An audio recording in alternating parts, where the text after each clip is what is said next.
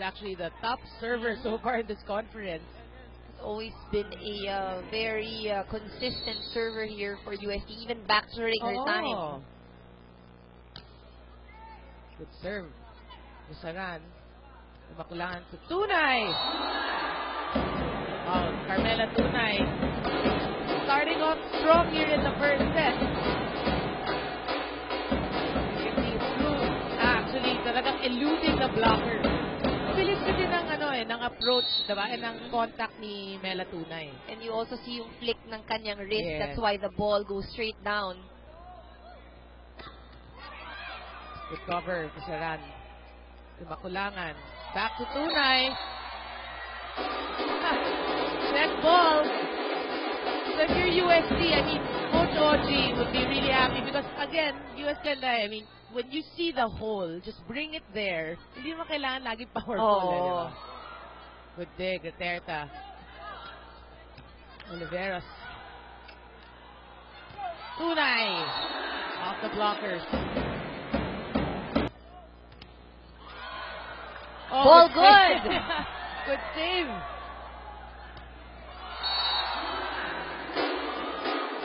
Carmela Tunay again, no? Scoring Match up, no, nung height ng Davao Aguilas versus NU. You really have to exert, I guess, twice the effort, especially at the net. That's right. Tunay. But UST, check for UST. Yeah, chances are naman mag-check yun kasi hindi naman mataas yung bola eh. Galing sa baba pataas siya. And even Davao, not contesting that ball. That's right. If it is Fun Family Pizza, it's got to be shaky. Super short serve. Flores. Meneses was there. Drought. Won by Lastimosa. Flores. Meneses. Lantin. Sets it to Tunay. Pure UST. Hindi na forget yung nangyari sa first set at concentrate ka ngayon sa second set. That's exactly what they're doing. Starting off defense was there pero ngayon nakahuli siya. And Lion Tiger Mosquito Coil is a proud partner of the Shakey's Feely. Lantin, back to Tunay. Tunay has been getting her point and successful through the blockers. Natin delayed ang blocking ng Davao Aguilas. Kahit we're looking na very steady sila, kahit pa paano may nerves din yan. And the pass as the official ball of the Shakey's Feely. Another good serve. Oh, that one is in. Nasa dugout daw, lahat sila masaya. Kaya feeling niya, it's gonna be a good day. Back to you guys. Well, it wasn't a good first set, but it was close, and we're talking about the resiliency nga of this Davao squad. Pero mukhang, I'm sure naman, nag-ano sila, they prepared for Davao. Definitely. And, looking at the second set and our score, mukhang itong UST, gusto talagang bumawi. Oo. And they're really trying all their setters, ha? Talking about UST, they already did the Makulangan, Cabaños, and then now it's Lantin. Using the height of Lantin as well, pagdating sa blocking. Good tip. Ball is still good. That looked like a double touch by Agton, though. Long rally we're having. Tunay from the back! She had the right thing in mind. Lahat ng tao nakaatras, pero kinapos to get those points slowly but surely. You can sense now on Davao, with their past 3 games, they won a lot of fans. No? Yes. Normally, pag provincial, alam natin, mas underdog in terms of fans, but not for Davao. Parang dami rin nilang fans. Because even those from Manila will... You know, that's the... Kita natin sa reception na yan, si Antipuesto medyo very... Nag-isip eh. No? Very tentative and...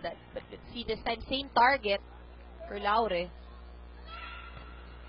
Topic to the blockers. Tunay.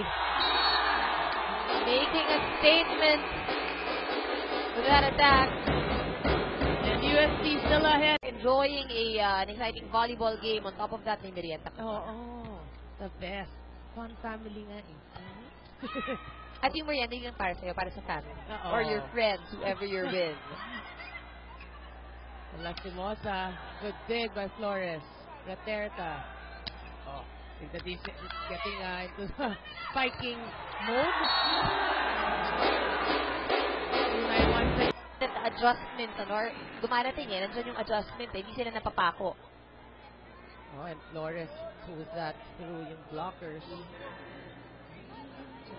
And Lion Tiger Mosquito Coil is a proud partner of the Shakey's B-League. Good serve. And then, again, back to Tunay. Nasa harap ko kasi tangkad ni Meneses. Yes. And then, yun ang sinasabi natin, pinasok ni Coach Oji si Lantin for blocking, and that worked well at a crucial time para sa UST. Oh, Lantin. Back to Tunay, who's been the hot hand. Yes! UST wins. Then, set point here in the second set, 24-21. Well, we can see Tunay. Actually, she really has the hot hand for UST dito sa second set. And she just hits that through the blockers. But a good timeout by Coach Albert Bernan of Davao because they want to ice Lantin. That point, UST 20. Take a look at her shakies, a shake and play. But is Tunay getting that kill? That's right, and we are tied with one set of three official outfitter of the Shakey's D-League. Flores, a good serve. Lantin, Laure, with block. Dusaran was there. Tunay.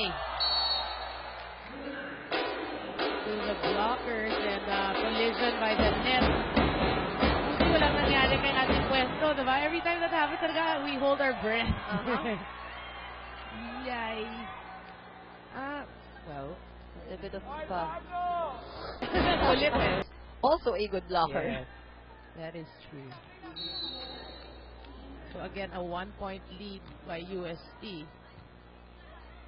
Lantin, Laure, good coverage by Raterta, Antipuesto, Agton, Cortez was there, Lantin, Tunay. Great hit by Mela Tunay. Alam natin lahat yung capability ni Carmela Tunay. Can you imagine if she can play at that level the entire... Kabaylan sila catching their breath. Yeah. And nakakatawa na Terta tried to well, if it's Fun Family Pizza, it's gotta be Shakey's. When the Terta tried to set it over, narinig ko yung crowd, kaala mo. Kasi nakuha ng UST eh. Flores again with a tip. And Tunay and Meneses both there. Itong pattern na nakikita natin, let's see what the Lady Aguilas will do or what play they will execute. Oh, but that's a misreceive. Oliveros, Lantin, back to Tunay through the blockers. Boy, Tunay has been playing very well for UST. Instrumental in making them get those two-set wins. Oh, but Tune-up game kung saan nagkaroon sila ng 20 hits rally. Sabi niya, kaya pinapaalala daw niya sa kanyang mga girls na kung kinaya daw na lang sipagin yun, kayang-kaya din daw na lang sipagin itong Davao. Balik sa inyo, guys. well, I'm sure Holy Week talagang rest. I mean, of course, Only a 6-point deficit. but they've got to cover. They shouldn't allow the blocking of UST to take charge. But